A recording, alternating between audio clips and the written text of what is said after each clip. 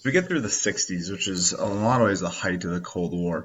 The 70s is going to see a new era, and I see a lessening of tensions, to take the French word détente. And the lessening of tensions, two main ways you're going to see this is first, you'll see a picture of Nixon and Mao over there. The U.S. does a surprise visit in 1971.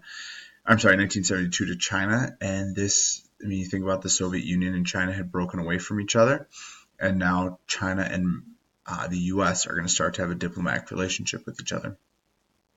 The second one is through a series of treaty talks that happens in the 70s, 72 to 79. It's the Strategic Arms Reduction and or Limitation. There are two treaties signed between the U.S. and Russia that basically said, hey, we keep building these guns that are bigger than each other. Maybe we should slow down doing that. But then so the 60s is definitely seen as lessening tension, but then the 80s come, which will lead to the end of the Cold War.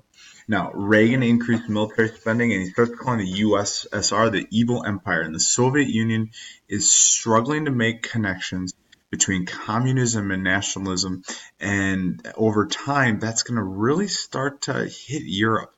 It's going to really start to hit Europe and Central Europe, and more people are calling more for nationalism as opposed to communism. Poland was the first one to call for the end of communism. Trade unions and nationalists call for a solidarity movement. They get a new president in place. Bulgaria, Hungary, and the rest fall quickly but peacefully, and more countries are calling for nationalism. Czechoslovakia see what's called a velvet revolution take place, and the Iron Fist is slowly beginning to lose power. More and more demonstration. Romania is going to fall because of a national uprising, and more you're going to start to see problems for the Soviet Union. Now, Mikhail Gorbachev comes to power in 1985, and he wanted the country to stay together, but instead insisted on reforms, and this became clear that it would undermine the whole system. First, he's going to let each country be responsible for their own destiny, as opposed to the Soviets imposing their way.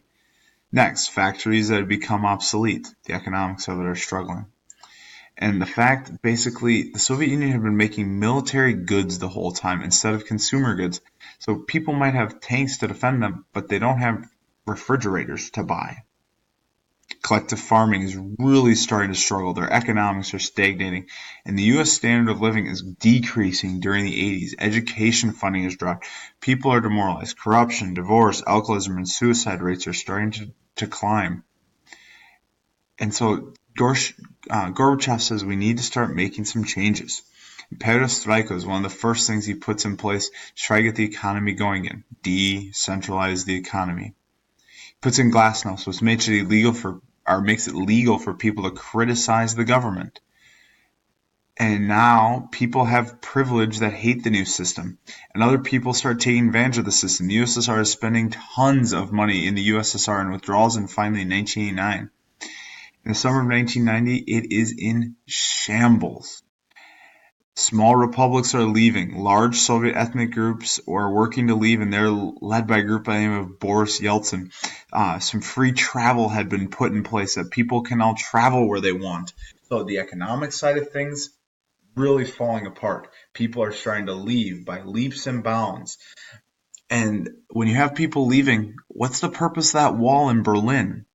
And the wall in Berlin had become a symbolic nature, and you can see a picture here of it, of how, hey, it might be time for us to get out of here, and this is ending. The economics are struggling. People are leaving. People want to leave. People are criticizing, and it's more of those open policies that Gorbachev had brought in place, but he was trying to fix the problem. And it doesn't really work very well. And so now the Berlin Wall is going to fall in 1989 and 1989, and the symbol of the Cold War is gone. Germany is going to be reunited in 1990, and now the Soviet Union itself is falling apart. So Gorbachev's in power. The Russians are led by Boris Yeltsin, and then a coup happens in 1991, led by these hard-line communists and other people in the military. Boris Yeltsin had become the mayor of Moscow. He is literally basically going to stand upon a tank and say, no, we are not going to let this coup happen. So the hardline communists are taken out. But the whole time, Gorbachev is down in Crimea on vacation.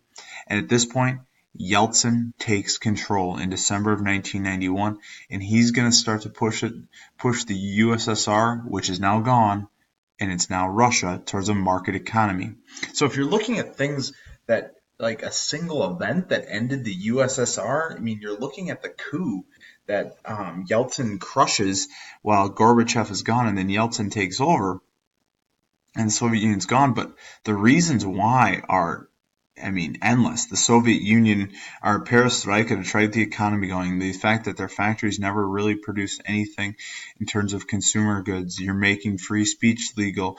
You're making it so they way overspend money in the USSR. You have in Afghanistan, you have all of their puppets that are starting to fall apart, and they want their own freedom. And so there is no one single event that ends the Cold War. It is a really continuation of events that happens through the end of the 80s and then really through the end of when Russia is going to be formed. And so here you can see a map, and I'll move this for you. Here we go. So going into this, I mean, basically everything color in here was either part of the USSR, which we saw in beige, or the purple were their puppet governments. And now all of them are on their own. Yugoslavia is broken apart. You have new countries like Estonia, Latvia, Lithuania, Belarus, Ukraine, Moldova. All the stands in Central Asia, Georgia, Armenia, Azerbaijan. The Germanys are going to reunify. I mean, Czech Republic and Slovakia are going to be together for a short time and then become two separate countries. I mean, as a whole, what you should learn from this lecture is the USSR is gone. Its causes are really endless of why it's going to fall, and the U.S. has won the Cold War. Now, how did the U.S. win the Cold War? That's really up to you. Was it Reagan coming in with hardline policies against the Soviet Union? Was it the Soviet Union collapsing? Was it the U.S. winning more of the proxy wars than the Soviets? There's a bunch of different reasons why the Soviet Union fell and the U.S. won, and you really can't take one without the other because they are all so intertwined with each other.